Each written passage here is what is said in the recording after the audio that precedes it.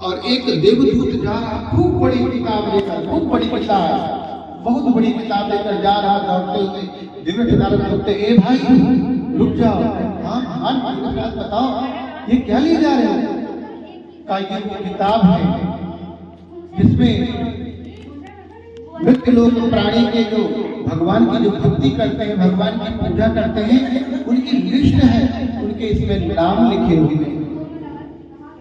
दिव्य नारद ने कहा, अच्छा जो भगवान के जो भक्त हैं उनके नाम लिखे, लाओ देखें हमारा कहीं नाम है कि नहीं। वो पूरी किताब ढूंढ लेते हैं, कहीं नारद जी का नाम नहीं मिलता है। भक्तों की श्रेणी में नारद का नाम ही नहीं रहता। नारद दुखी हो जाते हैं कि बताओ हम भगवान का काम करते हैं और हमारा नाम ही नहीं भक्तों में।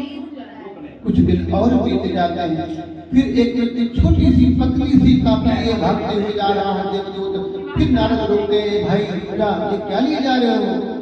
कहा ये उसमें लिस्ट उन लोगों की है जिनकी भगवान पूजा करते हैं, जिनके भगवान भक्त हैं, ये उनकी लिस्ट है। कहा अच्छा भगवान भी पूजा करते हैं? कहा हाँ। का देखें सबसे पहले नंबर पर नारद का नाम लिखा होता है।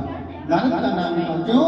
क्योंकि भगवान की पूजा करने वाले तो असंख्य हैं, लेकिन भगवान का काम करने वाला एक आधा लोग ही मिलते हैं। इसलिए जो भगवान का काम करते हैं वही भगवान की पूजा करते हैं। तो भगवान ने कहा, हे नारद आप शिरोमणि हैं, भक्तों में शिरोमणि हैं, बताओ जो भी बताना है बताओ, हम आपकी जो भी प्रश्न होगा उसका हल करेंगे। तो कहा हे कमलापति, इस धरती पर इस मृत्यु लोक में हर व्यक्ति दुखी है, अशांत है, इनके दुख को दूर करने के लिए छोटा सा उपाय बता दो। समय का अभाव है, समय किसी के पास नहीं है। तो कहा ठीक है, समय के अभाव को देखते हुए आपको एक ऐसा सत्य बताने जा रहे हैं देवव्रत नारद। सत्यनारायण भगवान की कथा जो इस मृत्यु लोक में इस कलयुग में श्रवण करेगा और इसका व्रत रहेगा, उसको जन्म जन्मांतर के दुख दूर हो जाएंगे। और ये ऐसी पावन कथा है कि इस कलयुग में जो बंधुओं के साथ में बैठ करके और पूरी श्रद्धा और भक्ति के साथ में जो श्रवण करेंगे, उन्हें हर प्रकार के मनोवांछित फल प्राप्त होंगे। तो दिव्य नारद ने कहा, इसका सत्यनारायण भगवान का फल क्या है, विधान क्या है, और किन किन लोगों ने इस कथा को श्रवण किया। किम फलम किम विधानम क्या कृतम केनैव तद्व्रतम तत् सर्वं विस्ताराद ब्रूहि कदा कार्यव्रतम प्रभु। पूरा विस्तार से हमको समझाइए हे हरि। तो बताते हैं, इसका फल बताते हैं, इसका विधान बताते हैं। विधान कहते हैं केला पत्ता, केला फल, दूध, दही, शहद, घी आदि से भगवान का अभिषेक करते हैं और भगवान का पूजन करते हैं और तत्परांत उस प्रसाद को ग्रहण करते हैं। यदि उसका हो गया विधान और पूरी श्रद्धा और भक्ति के साथ में श्रवण करें। फल कहा इस लोक में तो सुख का अनुभव करेंगे ही करेंगे, और जब ये देह छोड़कर अनंत के लोक में जाएंगे तो भगवान अपने चरणों में स्थान को देंगे। धन धान की वृद्धि होगी और समस्त प्रकार के वैभव प्राप्त होंगे। घर के जो वास्तु से दोष है वो शांत हो जाएंगे और समस्त ग्रह दोष और जो भी नवग्रह आदि जो भी दोष है उनका समन हो जाएगा। इसका फल है।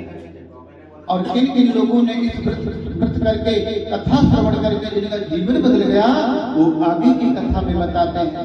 उसने कहा विष्णु भगवान ने दिव्य नारद से बता रहे हैं। नारद ने ये भी जान लिया।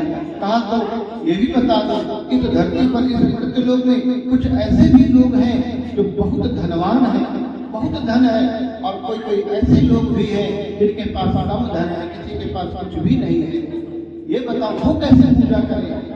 कहा जिनके पास बहुत सारा धन है वो सोने का आसन दे, जिनके पास थोड़ा बहुत धन है वो फूलों का आसन दे, और जिनके पास कुछ भी नहीं है वो हृदय आसन दे। भगवान हृदय में विराजमान है और हृदय से भगवान का पूजन करे। ऐसे ऐसे संत हुए जिनके पास कुछ भी नहीं, वो हिमालय पहाड़ों पर रह करके कठिन तपस्या करके भगवान को बुला लेते हैं। ऐसे महान, ये महान श्री सत्यनारायण भगवान की कथा है।